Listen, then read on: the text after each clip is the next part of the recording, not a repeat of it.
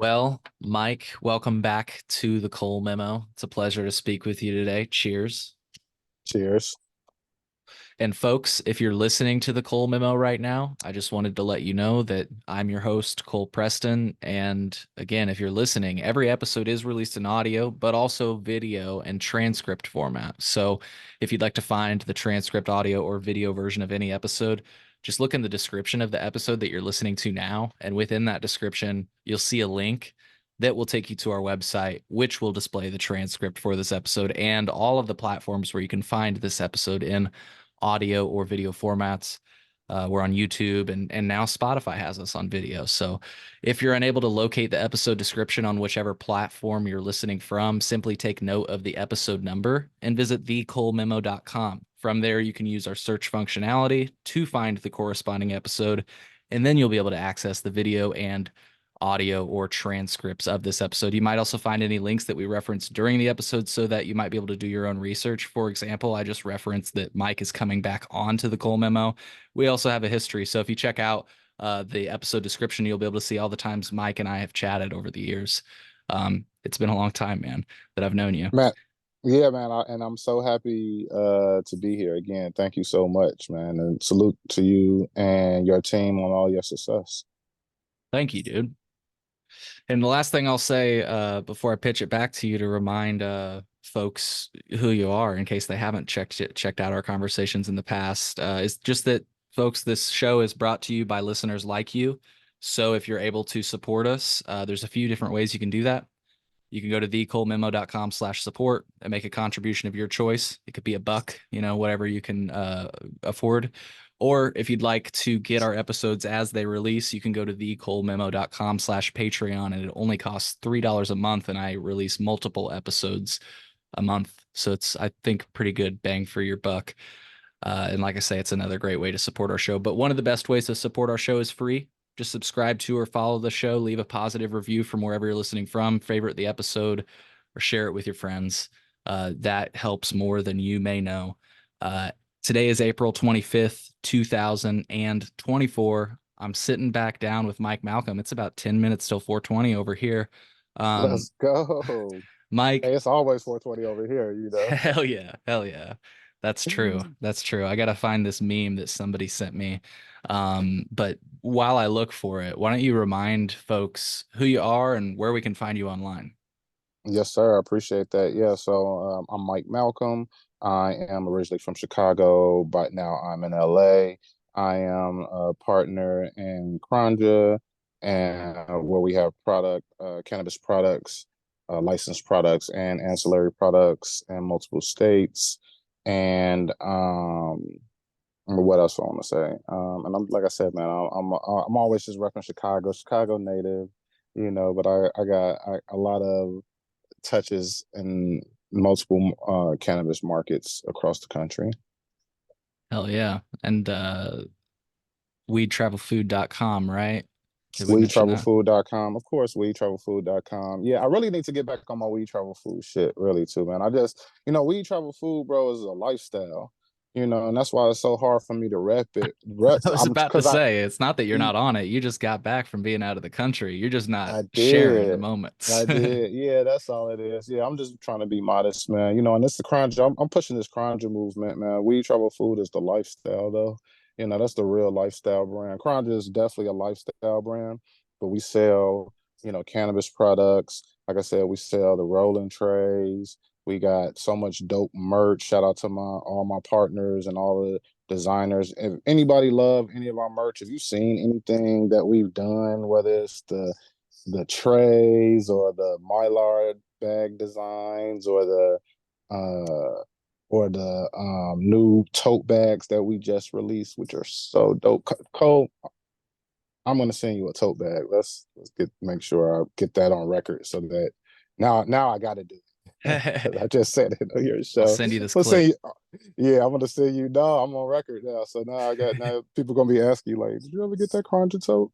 Nah, you need the Contra tote. That's super dope. It's one of the things I'm actually one of the things I'm most like proud of our design team and just something that we executed because I love that tote bag that much. And it's just a tote bag, but it's Yeah. beautiful and it's well made. And for it to be a tote bag, it looks like something that somebody put a lot of effort and time into, and that's what we put. That's what we do in everything that we do. So whether it's the cannabis products or it's something like a tote bag, we put a lot of effort and thought into it. And so, yeah, I'm just proud of that. I'm proud of everything that we're doing. So salute to my whole team. Hell yeah. And just got to give a quick plug, not only to you, but also a local creator. Let's watch this real quick. It's funny.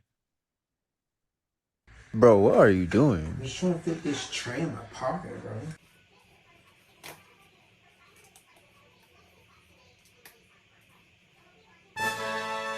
Oh.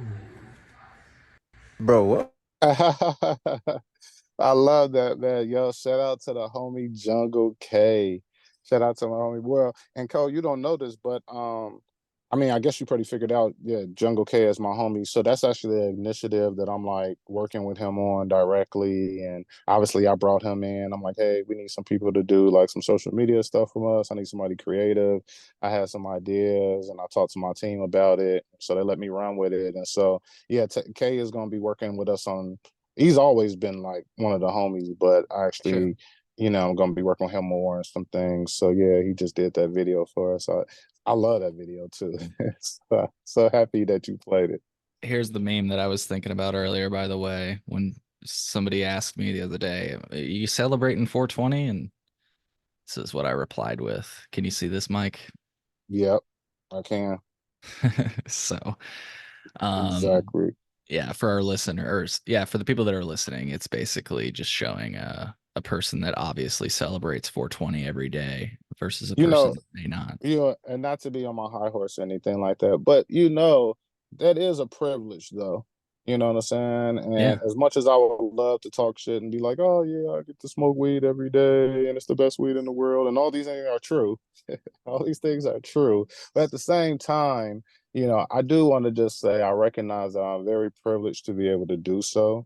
And there's many people, it's one of the reasons I never talk down on people who don't smoke really good weed, because most people are smoking what they have access to. right. You know what I'm saying? And just like I just so happen to have access to a ton of weed, an unlimited amount of weed, so I get to smoke it.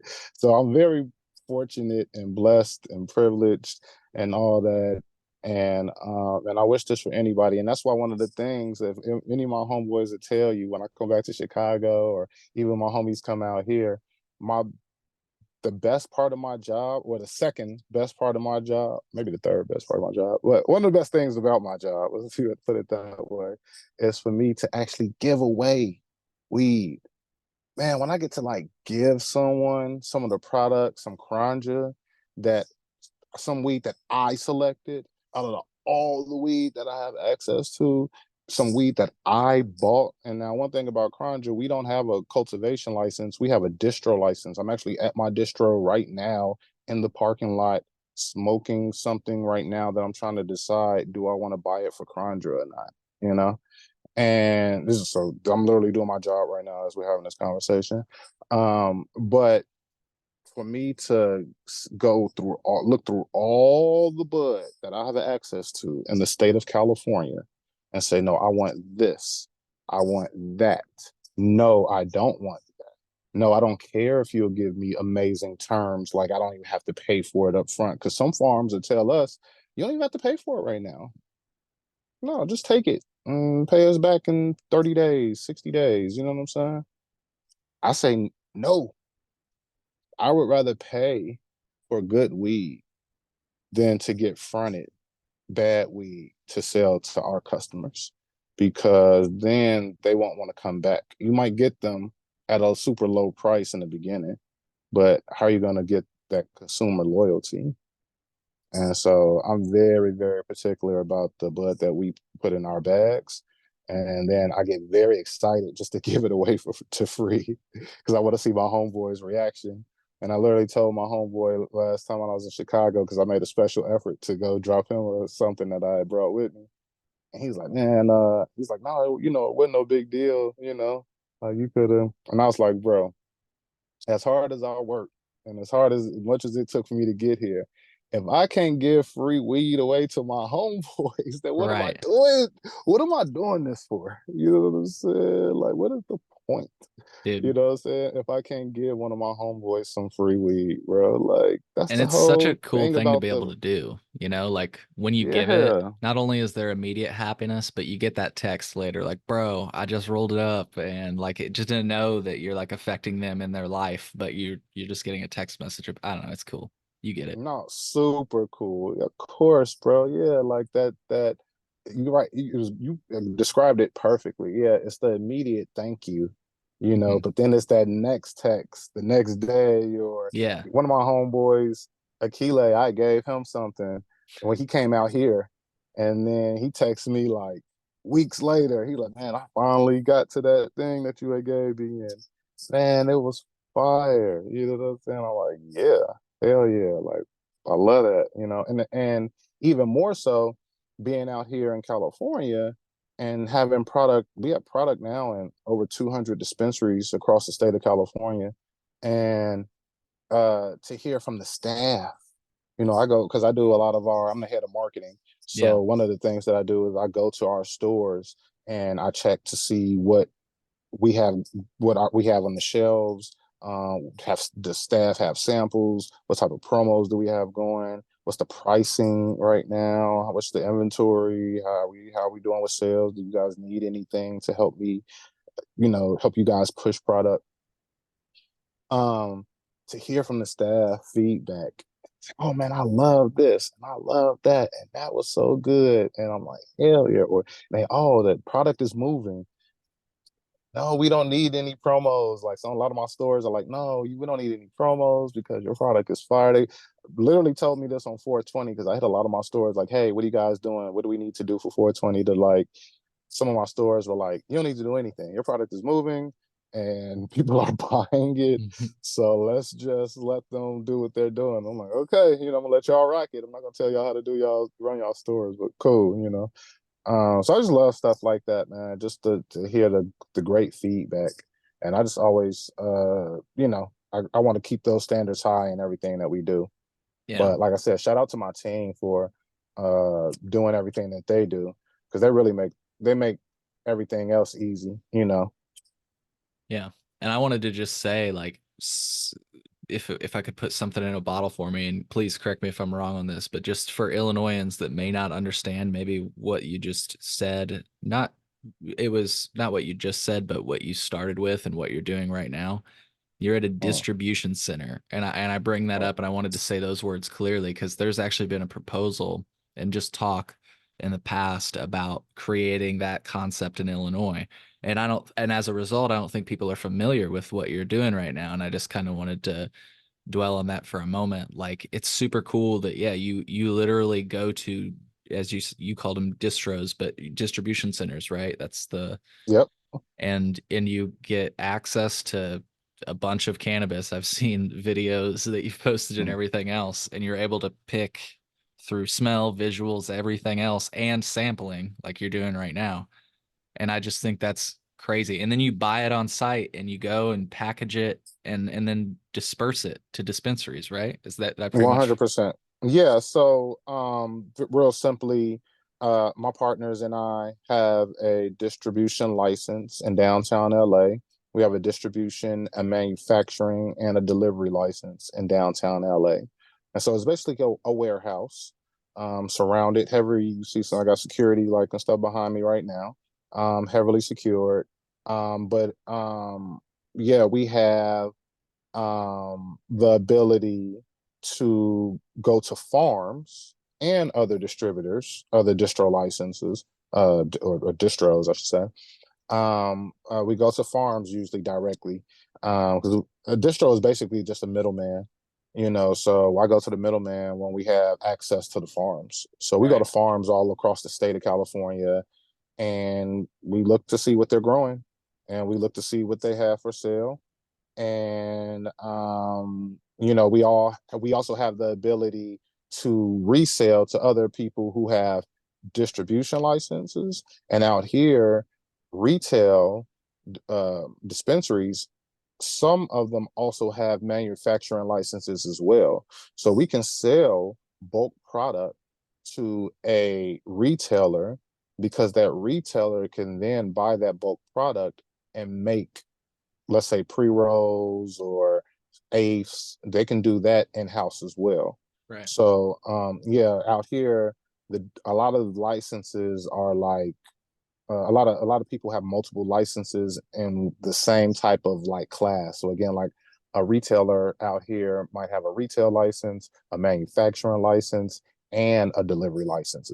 Some retailers out here also have cultivation licenses. So at the retail in the back, there's a grow and they're manufacturing their products and they have delivery. It's Wow. all out of one building. It's like a freaking weed uh complex, cannabis Yeah. complex. Yep. So with our licenses, we're able to buy directly from farms and sell directly to cannabis retailers and other distros and other farms. Uh, yep. And then we also have the ability to manufacture. So like we can take those raw pounds that we get from farms and we can put them in our own Kranja bags and then we can sell those into retailers. So yeah, we sell weed to the dispensaries. Yeah. Yeah, and that's how we sold Kranja into over 200 stores across the state of California in less than 2 years. That's crazy. Well, dude, I wanted to get right into one of the things I wrote down because it was I had first heard it about you, and I honestly haven't Googled it much since then. But Mm.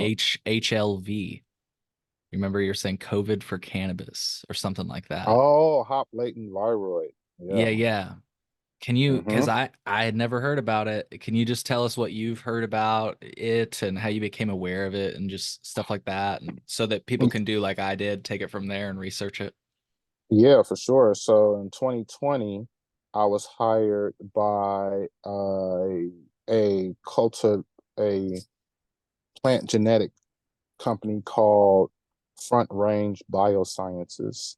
They have licenses in Colorado and in California, and they have a nursery in Salinas, California.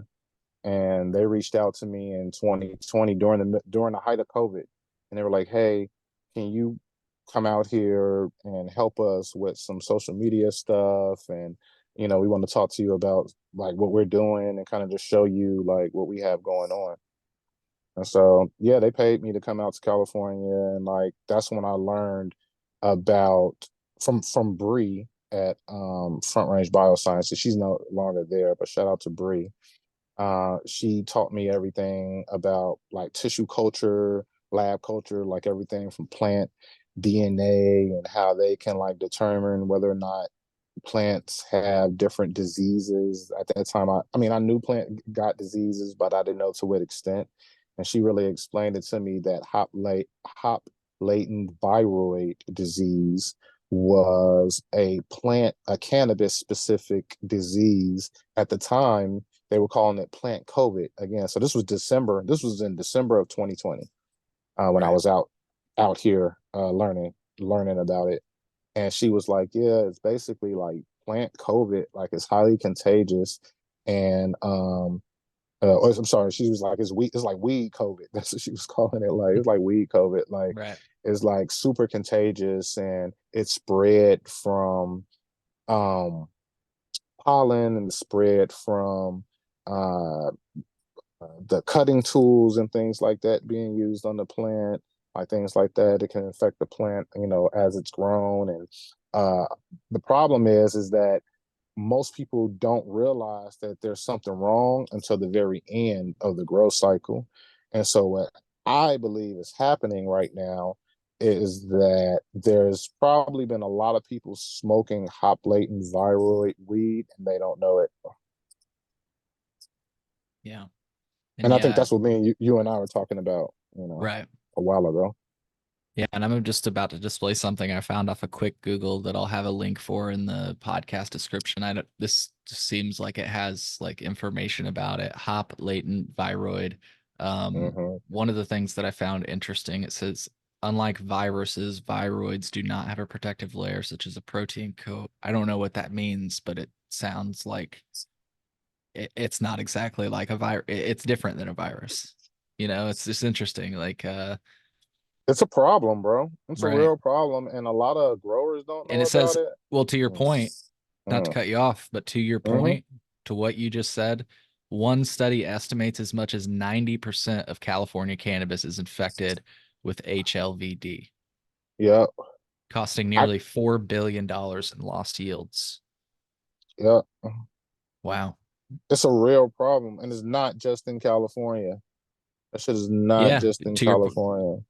to your point here, another study conducted by Dr. Zamir Punja of Simon Fraser University found that 40% of cannabis flower sold in Canadian dispensaries tested positive for HLVd. So to your point, not just a Californian thing. Yeah, yeah. Wow. Weed is some certain weed is getting people sick, bro. You know, weed is getting, and it's hard. It's hard for people to tell a lot of times. Right. Well, and I had this guy on in the past, and what's her name? Alice. I can't think of her. She's got um cannabis hyperemesis syndrome where she can't. Oh, Alice Moon, of course. Yeah. Yeah. So Hmm. Alice hooked me up with this guy that also has that condition, and we just like we couldn't put, or he rather, I don't mean to say we, like I was at the science table with him or something, but he couldn't put his finger on what it was. And I said we because, we were having a back and forth, and I'm like, throwing out different things, but he's like, bro, I grow my own. I don't use this. I don't use that, because like specifically I had heard, I was looking around because I've got a bottle somewhere here. I had heard that like neem oil could cause it. I have a bottle of neem oil because I grow my own, and I was told that it's like an organic solution. And if you get like something is, simple problem like fungus gnats or something, you spray a little neem oil on, it's organic. It doesn't hurt your plants, but it hurts the bugs. I've heard people suggest that maybe neem oil does this. And he was like, no, I'm not using neem oil. And so, he's like, I grow my own. I don't know what's causing this. And when you were saying this again, I might just be the stoned guy with the board connecting two dots here. But it was like, man, is this the missing element? Like, is this what's making people sick sometimes when they have like a I bad reaction? I 100% think so. I have a friend out here, my homegirl Liz, who is going through the same thing. Like cannabis is making her sick for some reason, and she's an And when we old say OG sick, in the industry. I don't know about you, but this guy and I take it that Alice had it the same way. This guy described that he would throw up and so much and get so dehydrated that literally his hands would curl like this. And they'd have to take him to the hospital because he couldn't like keep down food. And um, was it that bad Damn. or like, Well, no, I think so it's been a couple of months since her and I talked about it, but I think she was telling me like hers was more like psychological, like it was like okay. extreme anxiety, extreme anxiety, like everything freaked her out. It wasn't just sativas, it was indicas, it was sativas, it was gummies, it was weed. Like every time she smoked, she had an extremely bad trip. And she was like, man, she loved weed, and it never gave her that. But she's giving it up the last couple of months because she just can't do it right now. And she doesn't understand why. Now, Mhm. one thing about her, and I'm thinking of this as I'm saying it to you right now, is that her boyfriend worked in the industry as a buyer. And so I do know she always had access to a lot of different product, all different type of products from all over California, right? Mhm. And just who knows what you don't know. People are, oh, I'm gonna smoke this, I'm gonna smoke that. Man, bro, when I go to Hall of Flowers out here, it's all these growers out here that giving away all these products. Bro, I do not smoke 90% of the stuff that I get. I just give it away. I give away stuff when my friends come in town. I got a big box full of other people's products. If it's not something that really excites me, you know what I mean? Right. As soon as I like smell it, and it's just like, oh, okay, thanks for the weed type of thing. Nope, I'll just give it away. I just don't care. And it's not because I'm consciously like trying to, but because I always have new weed that I gotta try and Yeah. smoke. Then I just don't have, like, I don't even need to smoke all this other stuff, and I just don't trust. where stuff is coming from. You don't know where these people are getting their product.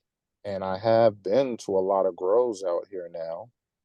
I've been out here over 2 years now, and I've been to probably at least 100 grows out here, and I've been to a lot of distros out here, and I just don't trust weed. I'm been particular always anyway. And I just don't trust what people put in a lot of their packaging because people are like, they'll do anything to make a dollar. Yeah. Just like I don't know if you see all the sprayed weed. I don't know if Wait, you that's don't like like a that thing. glitter weed, Mike? What? Oh my God. You don't like that flashy? It shines, and it might give Yeah, you mesothelioma. Don't you want man, mesothelioma? I'm joking. That's a bro. bad joke. It's not a Uh, bad joke. It's a true story. Like, yeah, yeah. like why are people playing with their lives? And so that's what I'm saying. Let me. Like, I'll man, try to find a video of that for people that are wondering mm, what the hell we're talking about. Sorry, you're saying why are people playing with their lives? yeah, why are people playing with their lives, willing to like smoke sprayed weed, and like that's the thing out here now. Like last year it was all about the powdered weed, the the The freaking THCA, white. the THCA powdered weed. That was last year. And then Was it the this white year it's all stuff about the though that kind of sprayed looked like it weed. was like powdered donuts weed or some shit? You know what I'm talking about? Yeah. Yeah, that shit's weird. Oh, Okay. that died on me. That's exactly what I'm talking about. That's exactly what I'm talking about. Damn. This It's picture that I terrible. found, this picture that I had I found. hate on nobody, but I just don't think you need that. No, I mean when people see this, I think they'll know what the hell we're talking about. I found a picture, but for some reason it looks like it's deleted, so I'm gonna see if it's on YouTube. I have something to show you on YouTube though, to your point of like shit I wouldn't smoke. Mm, But just more on this HLV thing, like um are there any signs of it? Like what mm. you know what I mean? Like Yeah. So now a grower could tell you way better than I could.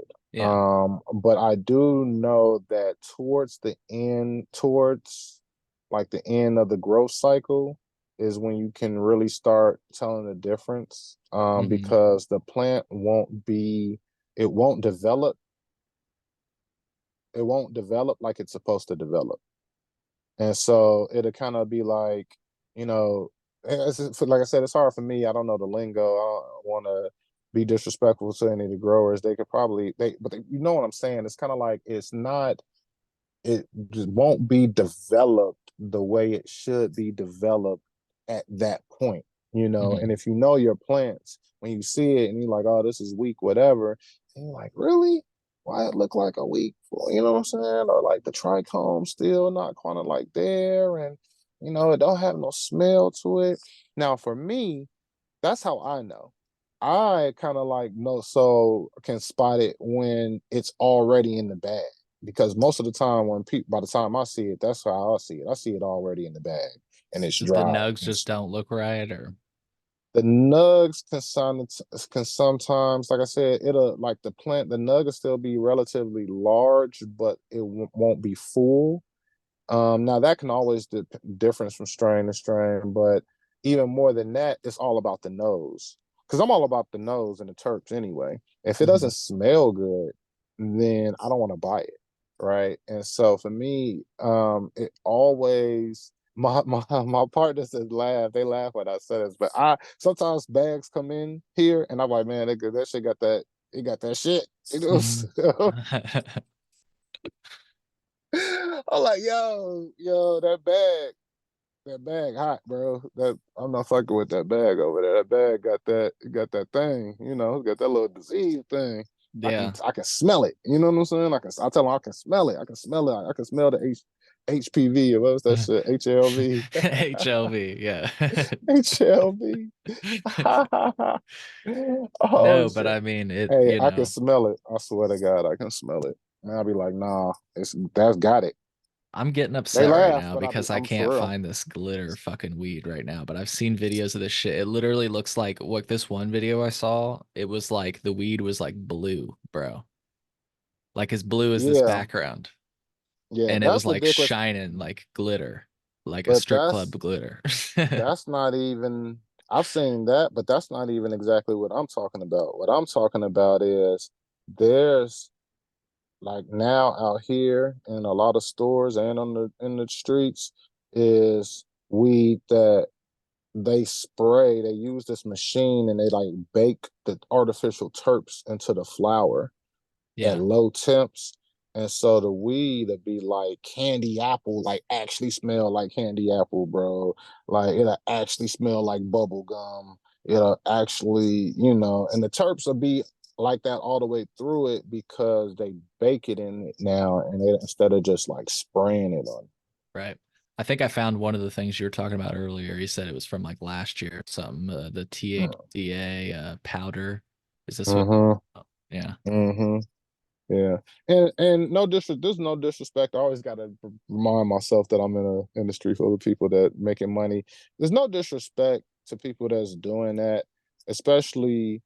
I mean, because at the end of the day, people have to put these products. I'm a product guy, and I think people have to create these products, put these products on the market so that um, we can see what's what.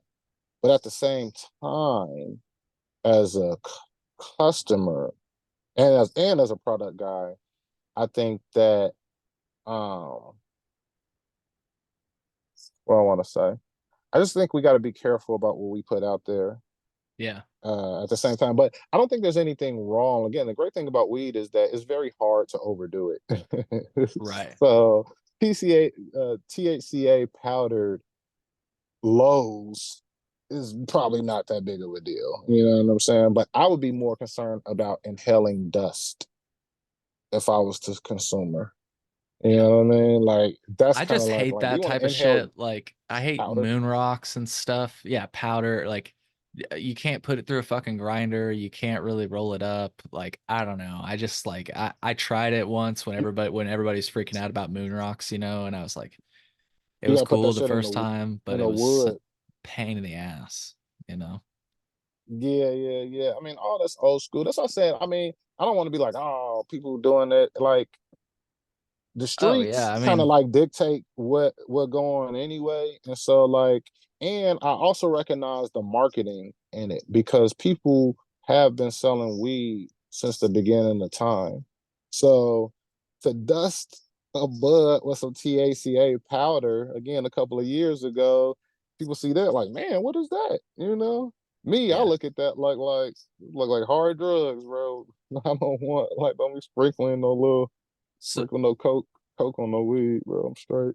this is another thing you kind of talked about, just spraying stuff on the weed in general. I want to show you this because you talked about this kind of in California, and I Yeah. saw it the other day in Southern Illinois. I had to walk back Mm. into a gas station to come see it, to take this video for you. Let me, I just want to see what you think about this.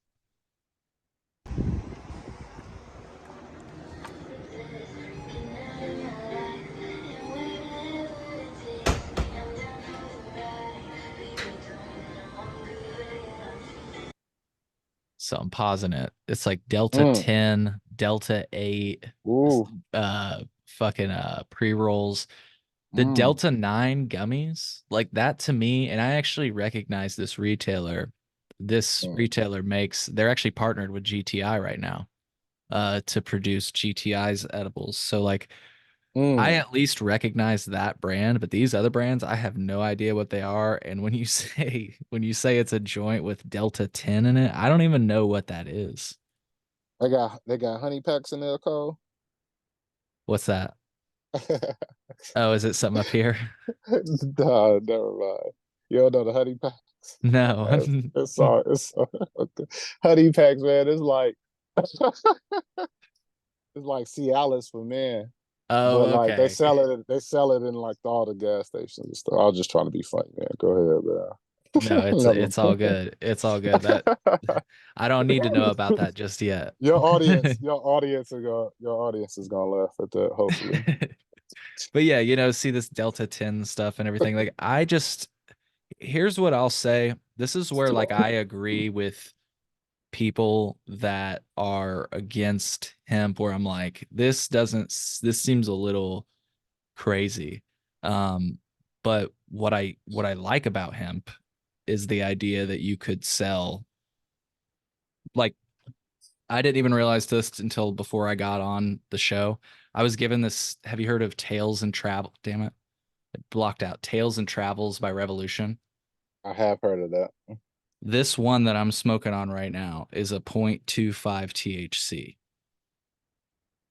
So 0.25 THC. Well, I don't understand what that means. So 0.2 what?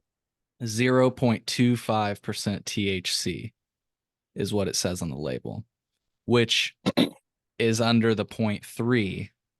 And so hypothetically, a lot of people will jump on me. So like allow me to explain.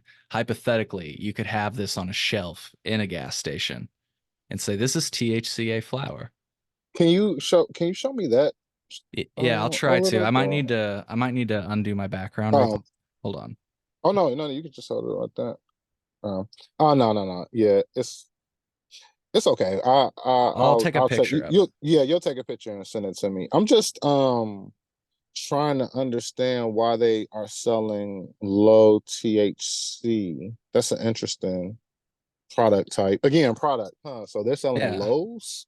That's what that sound like. Yeah, I've got this other one that's this one by Midweek, which I think is a new era brand. Some I got some gifts. This one's a 0.392, so technically it's 0.09 over the limit of being considered hemp. And where they're selling these in the dispensaries? Yeah, these are Hmm, dispensary products. Yeah. And look, interesting. they're still like I'm smoking it, I'm getting high. It is interesting. Because it's got a 23.25% THC. I'm about to display it on my screen. I'm just emailing this to myself. Uh, That well, 22, yeah, that'll get you buzzed. yeah, 23. So it'll probably, yeah, convert to like a 20 or something when I like set it on fire, you know? Oh, so wait a Um, minute. And what was the other one then? Because the maybe other I one heard that is, wrong. the other one is a 0.39% THC, 392. I'm about to Man, display my screen. I think we're both high that right now. sounds crazy though. Yeah, I'm gonna say, man, I'm really doing no math right Yeah.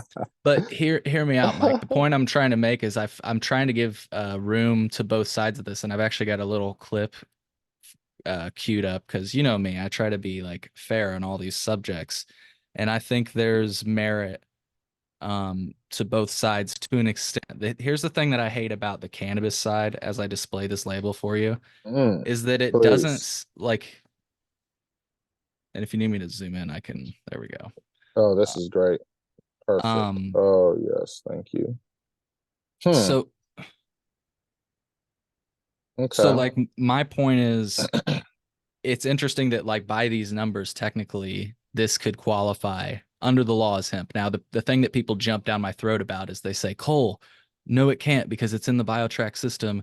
And so if you took it out and sold it as hemp, that would be diversion. Okay, yeah, you got me there. I'm trying to say that this weed that they grew is hemp. And I got this other one in front of me. Yeah. Well, I still think that that it's also more about a label thing. You know what I mean? Because yeah, all weed would technically be that way, Right. but right, all weed would be that way because Or when close you to set it. it on, or right, because when you set it on fire is when it makes the conversion or whatever. Mhm. But like in California, we just don't display it that way. Right. That's actually a great point. Michigan does that as well. Mm-hmm. They don't display this other number. What you guys do is convert it, which is actually what I Correct. believe is happening right here. You guys would only display this number, 24.45, Correct. because that is We what it mm, is, I think, after it converts. Sorry to cut you off. and actually I think it would be lower because Yeah, I you're think that right. You're right. that's a total cannabinoid count. You're Yeah, correct. because the math is like Like point point eight seven zero seven. eight. Yeah, Yeah. exactly. Yeah, point 0.8. So um Anyways. yeah, so that's why another reason why I kind of like I don't know why Illinois. I noticed that years ago, when I first started buying product in Illinois, I was like, why are they showing this number instead of the other number? And I don't know why they done that, but maybe they are causing some confusion on their own account where maybe that's just a way to clean it up. Like, man, stop showing that THCA number. Because that really doesn't matter. Show the other Right. number.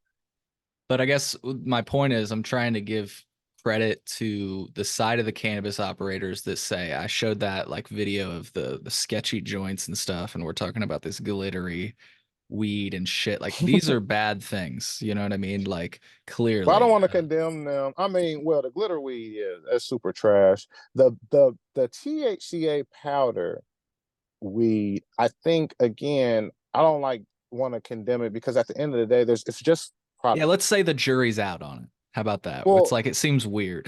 It seems a little it weird. is a weird product, but like I said, for me, my biggest concern, like the only thing I would caution people about is inhaling powdered Yeah. weed. You know what I mean? Because when you inhale it, like just imagine you roll up a big fat ass blunt of that, right? And you inhale it, right? When you light something,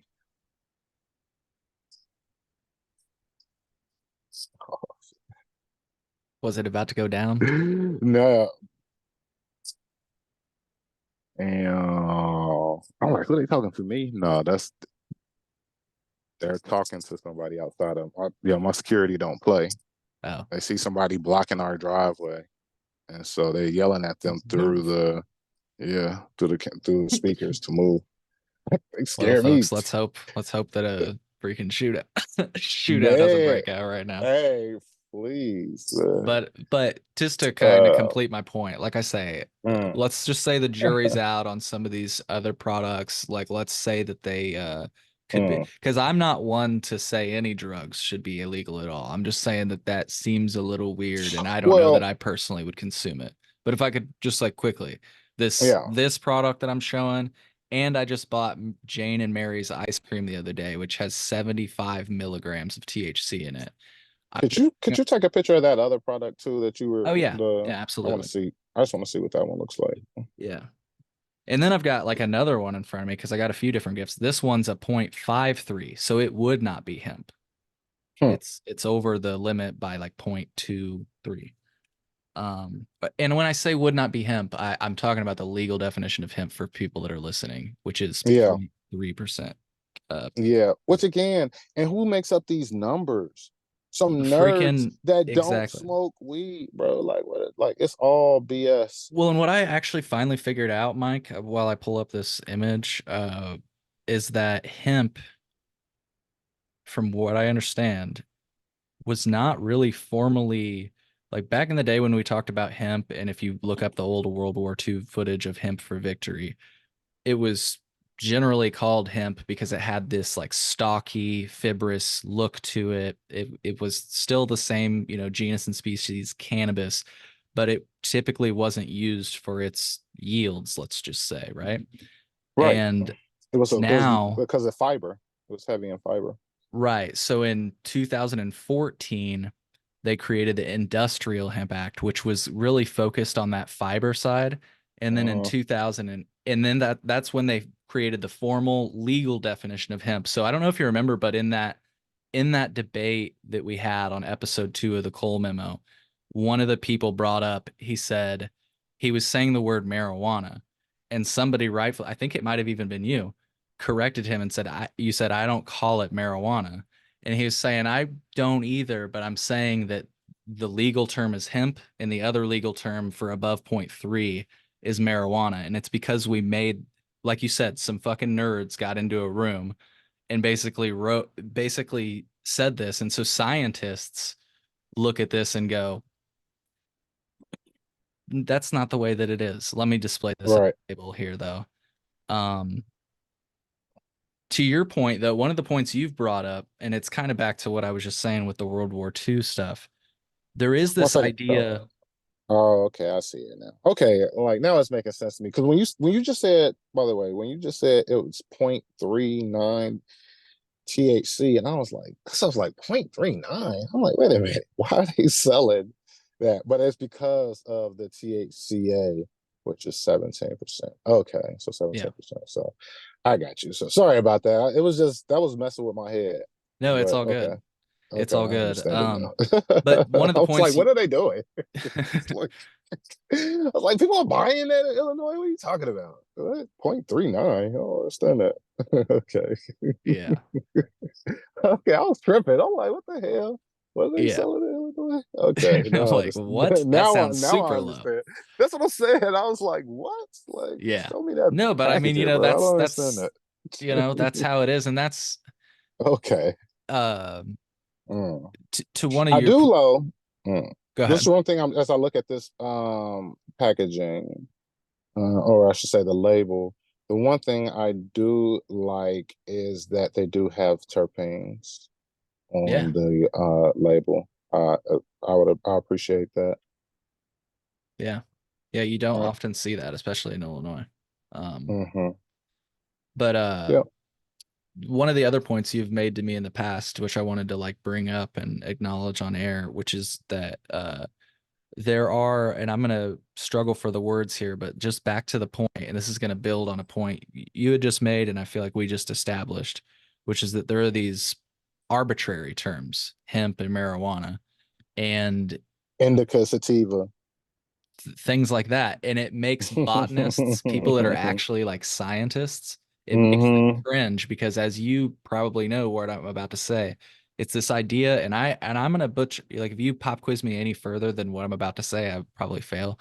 But it's this Yeah. idea of cultivar and variety.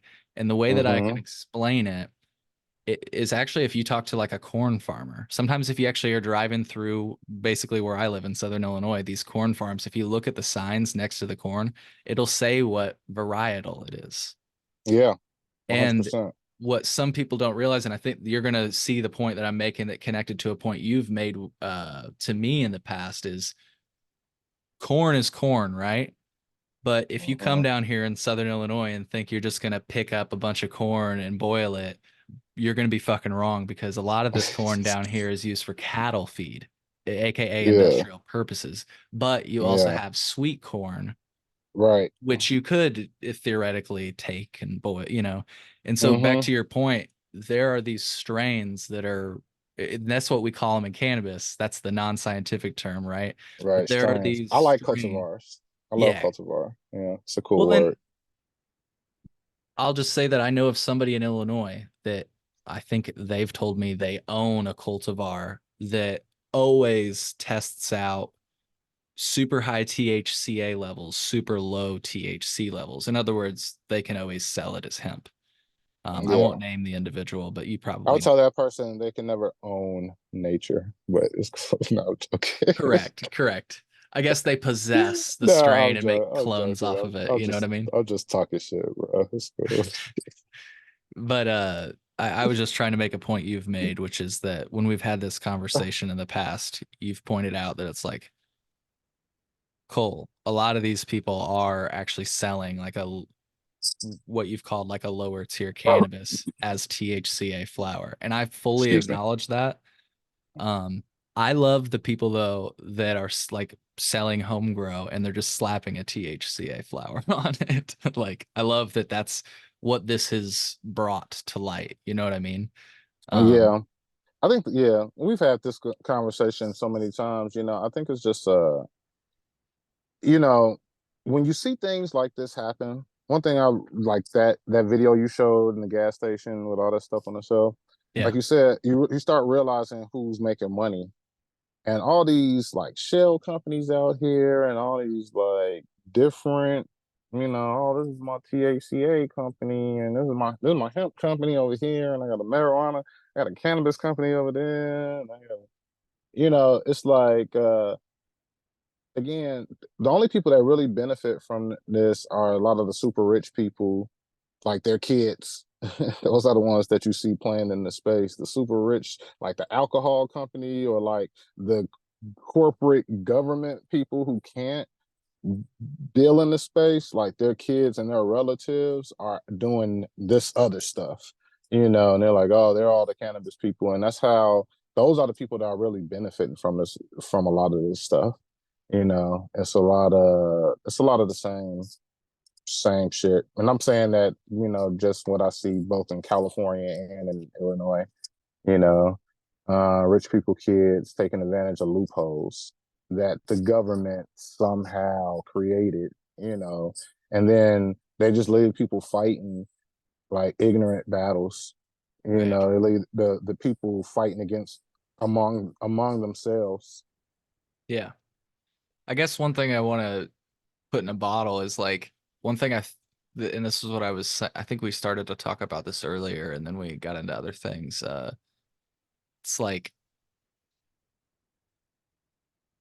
at least the cannabis like operators, it feels. I don't mean to paint with a broad brush, but at least in Illinois, they've made the conversation very much about like public safety and everything else, which is like I think there's like some credibility to that. Like the way that Delta 8, for example, is synthesized. I've heard there can be like trace elements of like some serious solvents that can really hurt you. You know what I mean?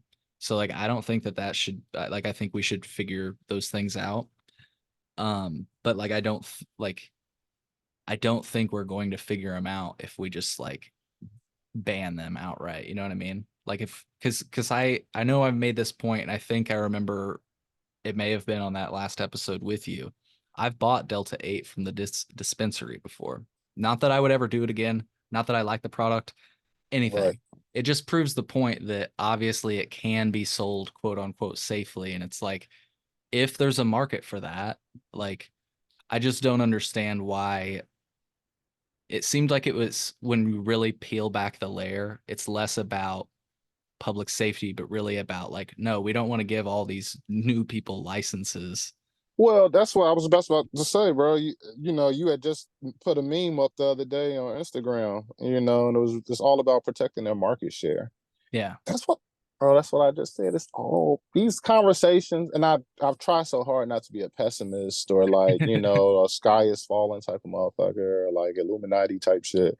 But so much of this shit is made up to do nothing. Like I said, they got people fighting these arbitrary issues. They got people jumping through these hoops to to sell weed.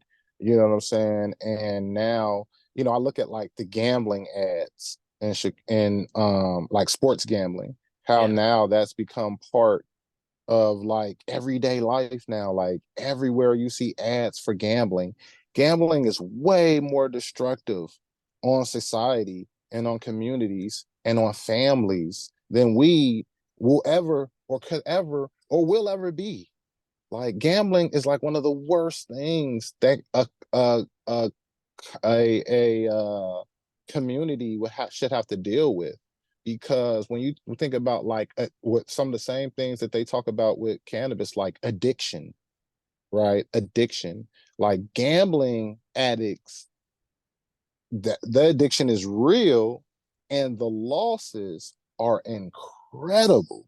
Can I just And mm, I just wanted to quickly say, like, to your point, and then I want to let you continue. There's literally like, I think this is an exclusively Illinois thing. I don't mean to say exclusively, but it's pretty special to Illinois. A lot of visitors have been like, wow, just down the road from my house, there's a laundry where you can both drink and gamble at a laundromat. yeah, yeah, right. No, I mean, yeah, I'm not those saying you shops shouldn't exist. be able to do that. I'm just saying that it's pretty fucking crazy that that's the things that they offer you to wait with, you know? Yeah, just outside of Chicago, that's kind of always been the case. Like, in Cicero, like these little neighborhoods, right? Just West Chicago, they always had like the little machines in them and stuff. Little restaurants had them, little gambling machines in them. But no, man, like what I see, like ESPN encouraging sports betting. Oh, You yeah. know, it's like it's terrible, right? And it's terrible, and they get to promote this and put this on people, and then again act like smoking weed is something to destroy your life. That's how you know it's all BS, bro. It's all BS, because if they will allow that and act like they have no problem with that, and act Yeah. like gambling is like, oh, gambling doesn't hurt anybody, like there are like the house always. And I know a lot of people like showing their wins, but they never show their losses on social media. People Right. only show their wins. Oh, every time they win something, they show it. But they lose, the house is always going to win. Gambling, yeah, gambling is a terrible thing, but it's the double standard that they allow that for them, but not the same thing for us. Like cannabis is actually medicine. It can like, I'm not gonna say heal you, but it can like address certain ailments, perhaps, you know. Hmm. And so I just, yeah, that's all I said. Just as far as like these conversations about all THC levels and all and the licenses and all the type of stuff like that. Like these people, they just full of BS, man. They don't actually care about public safety or the Yeah. community because like they do things like in Illinois where they only give licenses to the corporations so they can dominate and then sprinkle in the rest. They have to be um servient to the corporate companies. I think you and I were on the article recently.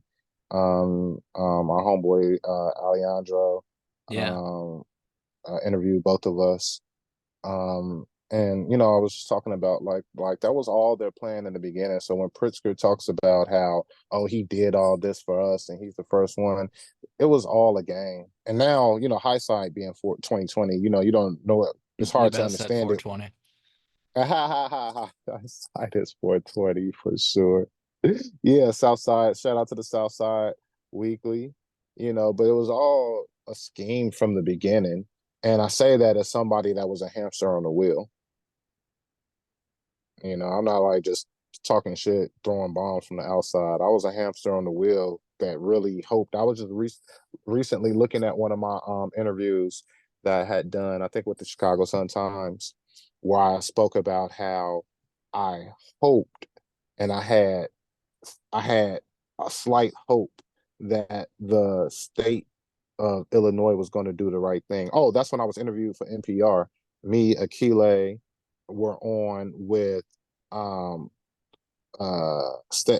Kim Fox and what's the guy that's always involved? LaShawn Ford. Yeah, yeah. Yep, LaShawn Ford, Akile, and Kim Fox and I had like a four-way round discussion on NPR. This is in 2020. And I was talking about how I hope that, Illinois would do the right thing. And, like I said, it would be real easy for me to just poo-poo the system, because I didn't win. But 4 years in now and seeing the struggles that the social equity license winners are still having, seeing that so many of them still aren't open yet, right? And it's not because people don't want the product. It's not because people don't want the product, right? And seeing how dominant the existing MSOs are, um, seeing how it all played out and who got what licenses. It's not hard for me to say. And it wasn't kind of like, I don't want to even like use the word rigged. I feel like that's like overused too much now at this point. Like it was intentional. I want to say that. Yeah, it was all intentional. It wasn't by accident that things happened the way that they happened. And the way that, And mm, yeah, go ahead. no, Sorry. I was just saying it's just really just say it's a shame, because even if those people had won, again, obviously I'm still like nobody's success could take away my success. You know what I'm saying? That type of person. So like as much as it bummed me out that I didn't win, it wasn't like I was gonna like not do anything with the rest of my life. You know what I mean? And not like still have a great life. Like you said, I came from Costa Rica, bro. Like I've been living since I lost. You know what I'm saying? Me losing was one of the best things that could have ever happened to me. I'm so happy. I'm so happy now that I personally lost. But it's a damn shame to see my city and my state go through what it is going through. And it's a damn shame that I couldn't do what I'm doing out here, there, because the proverbial the boogeyman, you know what I'm saying, wouldn't allow it, man, because they wanted to have certain people in place. I'm on my Kanye conspiracies theory shit. You know what I'm saying? Yeah, they didn't want me to win, and and they wanted certain people to be in charge because they want certain people to struggle. not because they want them to win either. It's not because they want them to win. They give them certain people licenses so that they can lose those licenses because Right. they know that if they get those licenses, they won't know what to do with those Well, it's licenses. already happened. Yeah. Yeah, Bigger companies have purchased these licenses up. that's what Just I'm another one just saying. happened the other day. Yeah, I'm sure it's going to be a lot more. Yeah. Yeah, it's going to be a lot more of where that came from. Most of these people are not going to do it. And it'd be great if if they was actually getting real money for it too. That money not going to change nobody's life at this point. Hmm. You know, And it's too many fees involved. exactly. Well, and Yeah. I know I talk mad shit and talk about market share and point things out like I do. But I always like to say that I don't know. I'd like to think I would do it differently, but I don't know if I were in their shoes that I would do anything differently. Like I would make all the same arguments. I'd say hemp is the, enemy of social equity, all Yeah. these different things to make sure that the licenses do remain limited. Cause like, it's not that I don't understand what they're doing. It's just that I disagree with it, and my biggest Yeah, thing but with, mm, if I could really mhm, quick, I think this is like a short one for you. Like, uh, mhm. I'm, I think it's like no coincidence to your point. Like, it was intentional. One thing I think is it's no coincidence that social equity is defined as the exact model of a lot of the larger cannabis companies that happen to base themselves in Illinois, but just not even about that. It's, large cannabis companies tend to favor this like idea that spawned off of the Cole memo, this like highly regulated, limited licensed, compliance focused market. And like I say, I just feel like that's why they're it's like we're playing a different battle. We're playing their game. And that's why we're not. I say we're as if I'm part of social equity, but I'm like I do have empathy for that group. You know what I mean? Yeah. Well, now, again, I think social equity is it being a great idea. I think it's been shown to be a loser kind of in general. Is just because they pick and choose the winners. If you want to have social equity and then allow everyone that qualified for social equity to get a license automatically, then maybe that's the only way I think that it could work. But to pick and choose winners for social equity and say things like, again, when Illinois did it initially, it's like, hey, have you company needs to be 51% owned by veterans. Like, Mhm. what? How is that social equity? Like, what does that have to do with social equity? And now the most recent round is like, you ever been shot? Now you qualify for social equity. Like, bro, And they're that's where I not think, being serious. Like, that's yeah. what I'm saying. To me, that's pandering. It pisses me off Mhm. because what does that have to do with putting out quality product? That's what I said. Is that social equity now? Like, oh, if you've ever been shot, then you qualify for social equity in Illinois. Like, it's to me, that's disrespectful. It's again someone that's been arrested for weed. I haven't done any time, but but some people were actually like really like doing it years Mhm. ago. And so to like equate it down to have you ever randomly been a victim of gun violence anywhere in the state of and anywhere in the country too. You don't even have to be Illinois resident. You just be like shot. Somebody shot anywhere in the country and you qualify, right? Like, Yeah. wasn't that one of the most recent Yeah. like No, straight up. qualifications? Yeah. I was like, what? I'm like, I'm reading this from out here. I'm like, wow, they just like stupid. Like Pritzker, it's a shame, man. You gotta. No politician is great, and I guess seeing everything was going on in the political landscape, I guess I guess he's better than some of the others in some areas. But when it comes to cannabis, you're gonna get a big F, a huge F. They get an F minus in Illinois because that gatekeeping, to your point, a thing that I know since the day one that we've ever talked about, we've already always discussed limited licensing. And Yeah. is it a good thing or a bad thing? And Right. me, starting out as an applicant, I was like, oh, it's a good thing, because we don't want everybody to get a license. Mhm. Now I feel the opposite, where I feel like, again, if you qualify for social equity, then you should get a license You should be able to get a license for And social funding, I think. equity. Like, Yeah, like people are able to qualify for, well, I now think the the people funding. that aren't Mm, social equity pay like a social equity fee that goes into this like bucket for, you know what I'm saying? But go ahead, sorry. mm, I think social equity people should qualify. Now I'm spitballing here, right? So Sure. please don't, people can take this and write it down and like hopefully some will come from this. But what I think now, my what is today's date?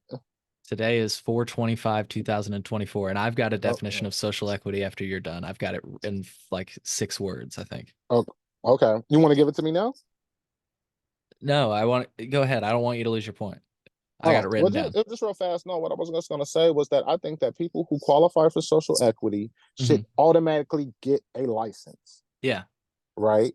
They should get a license. And now, if you want to be in the cannabis industry, it is up for you to get your business up off the ground and going. Let's see you do it. That's what I said about the funding. I don't know if they should just automatically qualify for funding because they Fair. qualify for social equity. Yeah. They should get a license. But if you want to do business, then do business. Because that's Yeah. the point, right? You're giving licenses to people who can't raise money and not giving licenses to people who qualify who can raise money. I can raise money, but they didn't give me a license. They gave licenses to people who can't raise money. So what's the point? Who wins? How Right. is that a win? It was stupid, right? And like they give licenses to people who aren't qualified to run to, who can't build brands, who can't build community, who can't sell product, who can't differentiate between good and bad.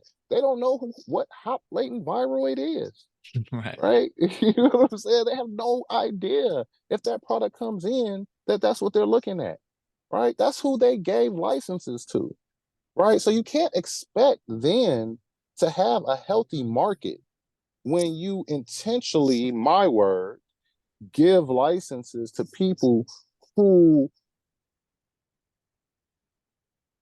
may not be able to properly utilize it.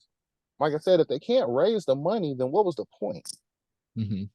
Right. So that's what I think they should do now with social equity. If they want to keep doing social equity, everybody who qualifies for social equity gets whatever license type that they say that they think that they can do. You say you can grow some weed, grow some weed. Here Yeah. are the regulations. Here are the regulations. Go jump through all these hoops and do everything else. Just give them the license, bro. Give them the license and let them figure it out. Hmm. That's how you can only correct things now.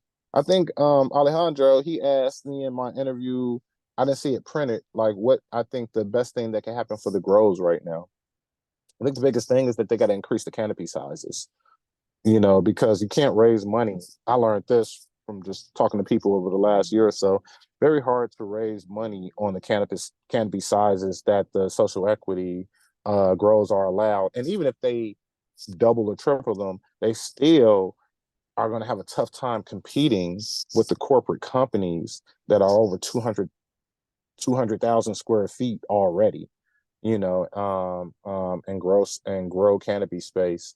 And so, it's little things like that, and if they don't are willing to do like real stuff like that, then they are playing in all of our faces and they're calling it social equity.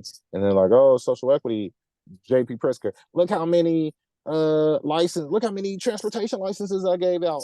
Thousands, over 1,000. Isn't it? I think over 1,000 transportation licenses were awarded. Yeah. Yeah. Right? How many of those people are operating? No, like I don't even think 5. You know what I'm saying? Stop playing with me, bro. Stop playing with me. That's why, man. Yo, I had to get up out of Chicago, man. That shit was pissing me off. And I'm happy for people being happy, but they don't not realize that they just won a bowl of shit. Right. Them transportation people suing and stuff over those transportation licenses. Them transportation licenses wasn't shit the day that they wrote the applications. Yeah. Yeah, And it wasn't never worth nothing. It was and never worth nothing on paper. Like when they explained it, I was like, "The fuck are you gonna do with that?" I've got this short 30-second clip really quick to your It's point fucking about crazy. cultivation size. I wonder how this is going to play into effect. I feel like people forget this. This is from May 4th, 2019. Hi, Deputy Governor Christian Mitchell. So, what this contemplates is that there would not be new large-scale cultivation in the first wave. That is an effort to make sure that as we roll out a wave of craft grow licenses, that you don't see a situation where the large guys crowd out the smaller folks. There would then be a measure after a timed release to look at a demand study and figure out if we in fact need more large-scale cultivation. If that in fact happens, then the appropriate department can make a determination and issue new licenses. I just wonder Oh if yeah. they would What's issue Rose? more I met large. him before. Steven. What's I his? think He's a that was state senator. Deputy Governor Kristen Mitchell, I think. Okay. Yeah, Okay. I think that's who that I thought was. he was a state senator. Maybe he was when I met him or Probably. something like that. Yeah. Okay. Yeah. I mean, yeah. What do you know about, bro? These people, they created a monopoly. They've created monopolies in Illinois, and everything else to this point, it just goes to that. When you look at it in that way, which is again a way that I did not want to look at it, but again was very evident to me from the time that I applied. Like I said, as soon as they released the applications in 2019, I read the rules and saw that the only way, if I want to own a store, the only way that I would stay in business or that it would make sense for me to even apply, I didn't even want to apply for a license, was for me to get a MSO that had an in-state operating cultivation center to be my partner. That was the only way I even wanted to apply for a license. I wouldn't even want to apply on my own. And my cousin, who won multiple licenses, I told her that the second I saw it. I was like, I don't even want to apply unless I already have a supply. Hey, that shit kind of wrong. You know what I'm saying? How am I gonna fucking like have a store depending on my competitor to supply me? Right. But like, do they think that we stupid and they don't realize that? And that's the thing. It's like they want to be like, oh, we're trying to fix the problem. Are you trying to fix the problem that you created? That doesn't make sense. What do you mean you're going to make it even? You're going to make it fair. You built it to be this way. Right. And that's why I said it's like everything else, all this other stuff is them really playing in our face and trying to act like they're trying to solve a problem that they created, in which their cronies, the proverbial they, again, this mythical they, and their friends are benefiting from. They benefit from all this. Yeah. And while people are divided about and fighting over cannabis licenses and marching and all this other stuff, Bally's opened up on the river. Right. Right. So, Yeah, it's popping. you know what I'm saying? Gambling is in downtown Chicago now. Right. Right. I had the reason I was in the cover of Chicago Sun-Times and all that other stuff was because I went to one of the first town hall meetings in Chicago in 2019, when I've told them that all the stuff that they were proposing to say that they weren't going to allow dispensaries to be in downtown Chicago. I told them all that stuff didn't make sense. Told them all that stuff didn't make sense. And then, told them, why it didn't make sense. I explained it to them. But, they had people so much in an uproar then. Like they had us, like usual, they took the eye off the ball. And people are fighting over licenses that don't, and suing each other now over licenses that don't mean anything. Yeah. Where it could have been a much easier way and a much healthier market if, again, to your point, they had allowed everybody in, let more people in, allow businesses to fail on their own merits. Yeah. People are running out of money because of stupid hurdles that they got to jump with the state, because they had to, all these all that it took to get a license in the first place. I mean, an application done in the first place. People bankrupting themselves applying for licenses. Yeah. You know, my Um, coworkers leaving. You well, know, just to pitch you my idea quickly of mm, social equity, and I think this might take people by shock. I can unpack it, but I think my idea of social equity is obviously first and foremost complete decriminalization, because if we're addressing a cycle, we have to end the cycle. That's like my true. idea, right? And Okay, then and I'm with that. then Hmm. license caps. Now, I know you didn't expect that. Let me Mm. unpack it real quick. I mean ownership No Diddy, caps. no Diddy. No, Okay, no, go no. ahead. Yeah. Unpack it, uh no. All this unpacking, man. Hold on, man. Don't unpack it. right. No. Jesus. No, so ownership limitations, and we actually have those in Mm, Illinois now. Unfortunately, I would argue that in Illinois they're not very enforceable, because unfortunately all the license ownership information is kind of under lock and key. Like if you FOIA it, even, you can't get that. The Chicago Tribune tried to sue the state of Illinois over that. I'm not sure where that ever went, but I've not been able to see exactly, like ownership ties and everything else. But the idea is supposed to be that no single entity can own or, have ownership in more than 10 dispensaries and 3 cultivation centers. And the reason I make that my definition of social equity, it's the idea that I'm not saying big guys can't be in the state, but everybody should be able to be the same size as everybody else. So it's still open market, still open licenses, but you okay. as a person can only have 10 or 30. It doesn't even have to be the numbers that we have. I just think our numbers are a good starter, 10 and 3. Sure. It's fair. That's Um, fair. with bigger canopy, obviously, as you said earlier. Yeah, But I feel like that's social equity right there. sure. And obviously, I'm sitting here and I'm high, and maybe that's the simplistic view, but I just really think that it would address the need, because there is an argument of like, yeah, I don't want there to be a Walmart or an Amazon that drowns out people, and there's not good small mom and pop businesses, especially people that were affected by the war on drugs. I don't want Yeah. that. So I think that like addresses all that in a way that's still fair, The one thing I'll just say that as we part is that like I realize that, as you said earlier, there's these like shells and corporate, it's hard to track some of that shit. And so I realize that might be a flaw in what I'm proposing, because just to my point that I brought up, Illinois doesn't publicly give that information out. So you can't really prove that anybody is under or over the limit right now. You know what I mean? Yeah. Like you just Right. hope that they're just Who, following the who rules. how they monitoring it? They're a bunch of idiots. You can already see they're not Right. Well, and they it's like how do it's these social equity bro. partnerships work too, when you see like direct ties between certain big companies and these dispensaries that open up, and it's like, well, is that part of Mm-hmm. their 10 or not yet, or like, well, how does that Mm-hmm. work? So again, Exactly. holes in my plan, but I like the idea. I felt like that sounded like a nice idea. Yeah, that So sounds cool. Yeah, give them some caps, but yeah, like you said, I think my thinking on this is always evolving, yeah, and fair. right now, yeah, I definitely feel like give them, if they qualify, give people that have been arrested for weed licenses. Allow them to do whatever it is that they say that they can do. Okay, you're a cultivator, cool. Set it up. Here are still rules and regulations to doing that.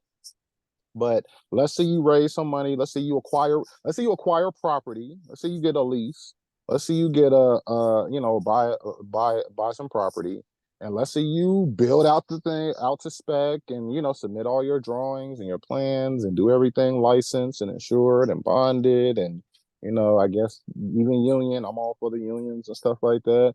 Get some union guys in there, I guess, and get your shit put together. And then let's say you grow some fire. You say you can sell weed. Okay, let's say you get a retail. Let's say you get a safe. You need a safe.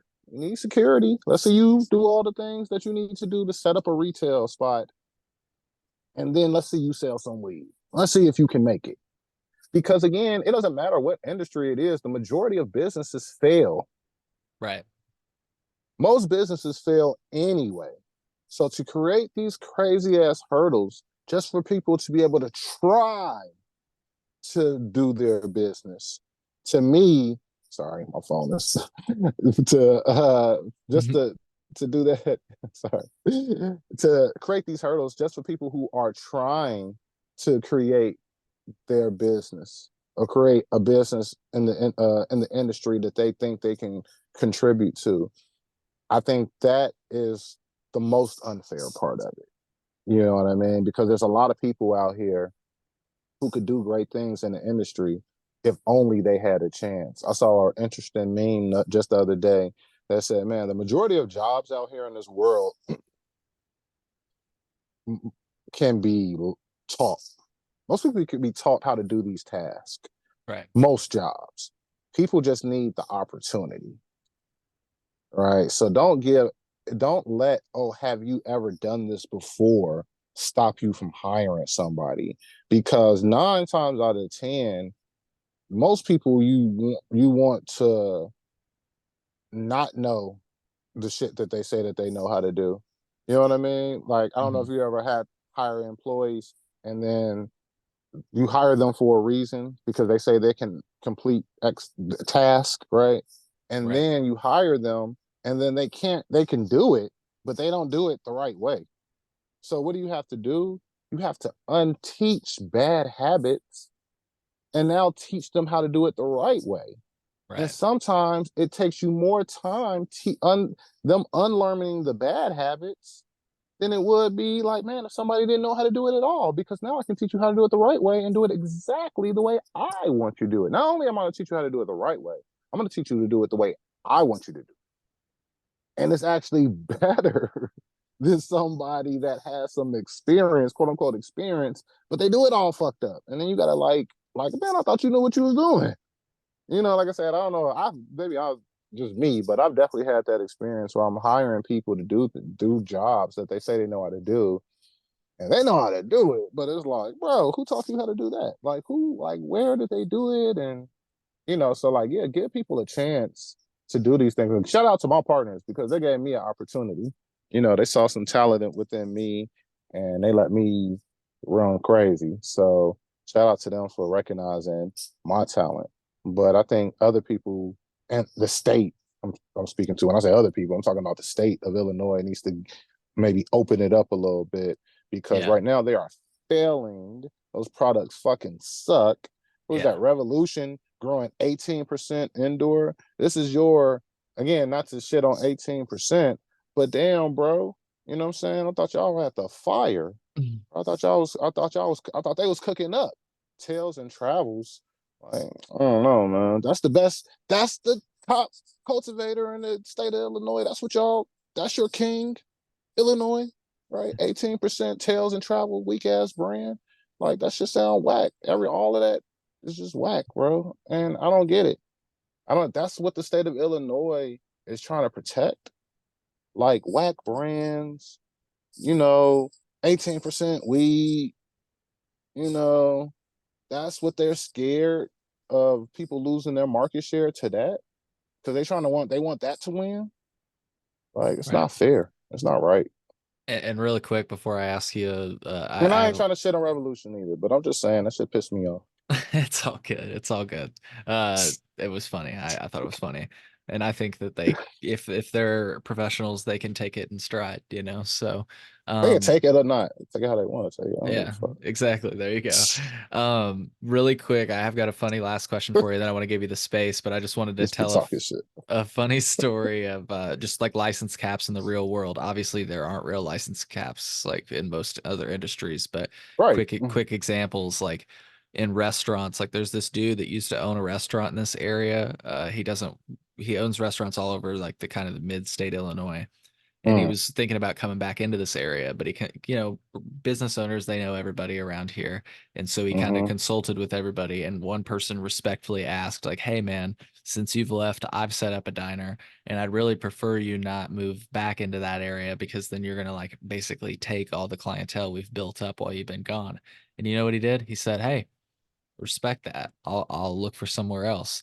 And it was just cool because he could have been an asshole, And he could have been like, fuck you, I'm starting up a fucking diner. I'm gonna take you fucking, you know what I mean?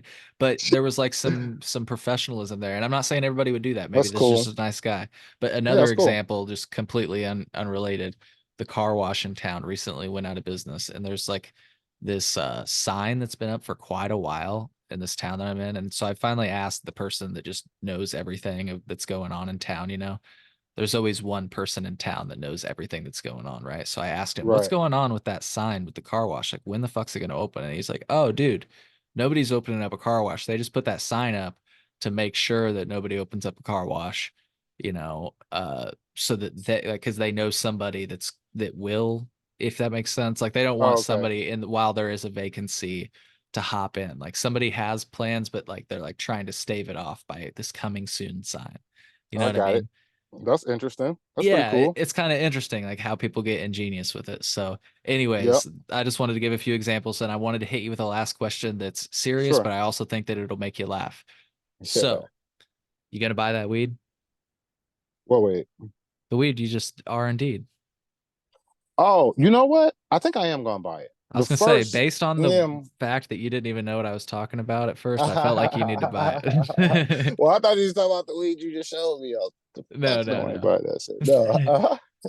No. Yeah, I think I am. So, I was telling you before we even got going, I had smoked a joint of it when I first came in, and I wasn't crazy about the terps, but it was my first joint of the day, so I Sure. wasn't sure if it was like still like the toothpaste taste in my mouth, or Mhm. I don't know, coffee when I came in. I'm like, you know, am I tasting coffee? Like, I'm not Right, sure what right. I'm tasting right now. But yeah, after smoking two joints of it, I definitely like the way the second one. Uh, I definitely, I definitely like the way the second one tastes than the first one. Like I said, at first I thought that the terps weren't quite there. It definitely was there on the smell. It burns white. See the white. Oh shit, it's burning white ash, which isn't. Oh shit. It's burning white ash, which isn't the only thing that I'm looking for. It's not everything, and it even doesn't necessarily mean that it's good, but it is something that I take account of when I pick weed. I even have I see I have a resin ring. Okay, see a resin ring. I see a resin ring. Like, okay, I got a resin ring. I got some white ash. I got some terps. You know, I definitely got a good buzz. It's decent on my palate. I wasn't crazy on the inhale. But on now, see, it tastes good. It tastes this second joint tastes better than the first joint. And sometimes it be like that.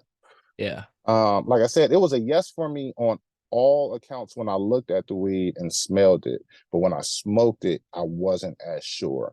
But now that I've smoked two joints of it, yes, I'm buying 7 pounds of this today.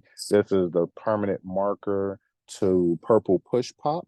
I'm not sure if I'm going to keep that name or if I'm going to change it. I'm probably going to change it because it's a very long name to have on a label. Um, but yeah, that's what the strain is, the cultivar is. And I have 7 pounds of it in smalls, and I have 10 pounds of it in bigs. And so I'm buying this today. 7 pounds. Hell yeah. Soon That's as I get off the phone with you, I'm gonna approve it. sweet. Well, I don't want to keep you from getting your 7 pounds.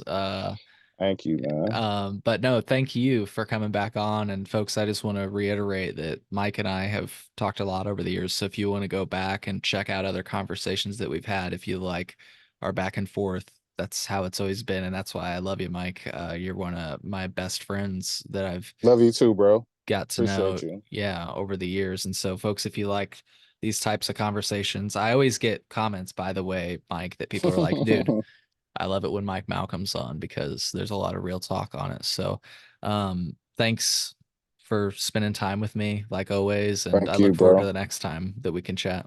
So, Man, always and anytime, bro. You got it. And I can't tell you how proud I am of you. And again, like I said, I know I talk probably a whole lot of shit, just like I do in every talked a whole lot of shit about people. People always end up with their feelings hurt about something I say. Cause you know what it is? I learned, and you keep this in mind too. You are orator. Pause. No Diddy. You know, orator. Orator. You got away with words. And But yo, words can hurt people, bro. Words can be as sharp as knives. And Yeah. that's something that I learned very, very early in life, that my words are sharp. And so I never want to sound like I'm like, oh, tiptoeing and stuff like that. But I also don't want to be disrespectful to people who, again, I know are out here trying to do something. And that's why I don't want to like completely shit on the snowballs, even though I do shit on the snowballs. I don't want to completely shit on the snowballs because I Sure. know that's like somebody's like, Yeah, you're not you know trying what to I'm yuck saying? anybody's yum. Yeah, well, I know that was somebody's idea. Oh, fair, yeah. And that shit, and there's a market of people who like that shit. So Right. just because I don't like it and Right. I'm too much of a weed snob, I would never smoke nothing like that. That don't mean that there's not people out there that don't enjoy that product. Right. And there's not somebody out here that's deserving of the credit to have thought of doing that in the first place. That person who thought of it is a fucking genius. Because last year the snowball shit was going crazy out here in California. People couldn't get enough of it. I'm telling you, people with the THCA powder, I was selling that shit by the key. I got THCA powder by the key, bro. You know what I'm Damn. saying? That's what I say. They playing around all this old gram and shit. Bro, I got keys to that shit. Right. And I got different, I got different qualities. I got different grades of it. I got grade as fine as powder. I got grades as thick Got as that Tony salt. Montana. Yeah, exactly. Bro, I can show you. I can put up pictures, bro. It looked like Yeah. coke. It Yeah. looked like that's what I'm saying. It looked like the real things. I got bricks of it though. Don't call me for nothing less than a key on the real, because we don't break it down. I got That's keys, funny. right? And so it was really going last year. And that's what I'm just saying. Like, just because I'm always like trying to be self-aware and know that just because something is not my thing doesn't mean it's not a thing, Yeah. right? And it's not deserving of some type of credit, even if it's not nothing that I would put into my loans. Like I said, I would caution people for a lot of different things. But anyway, like, I always appreciate you, bro, and I appreciate you giving me an opportunity to, speak on your platform. I do not do too many interviews, but I'm always happy to speak to you and give some insight here. And that hat, by the way, I fuck with that hat. That's a dope hat. Thank you. Thank you. Shout out that brand. Who is that? What hat is that? Honestly, I don't remember. They gave me this hat, Fat Bottom Labs. Okay. Yeah, I met them like when I first started the Chillinois podcast. They gave me this hat and I saw it before I hopped on. I was like, this is a cool hat. I'm gonna throw it That's on. cool. It's a cool logo. I like that. Yeah. Very nice. Yeah. All right. Yeah. Well, I want to Appreciate you, leave bro. Thank you. absolutely, and I'll leave the crowd with this quick message. Just keep your mind open, everybody. As Mike and I said, we're always like keeping our mind open, and I think that's super important. Live and learn, and we'll leave you with that. So take care, and we'll see you on the next episode of the Cole Memo. Bye Bye. from Kranja. Peace.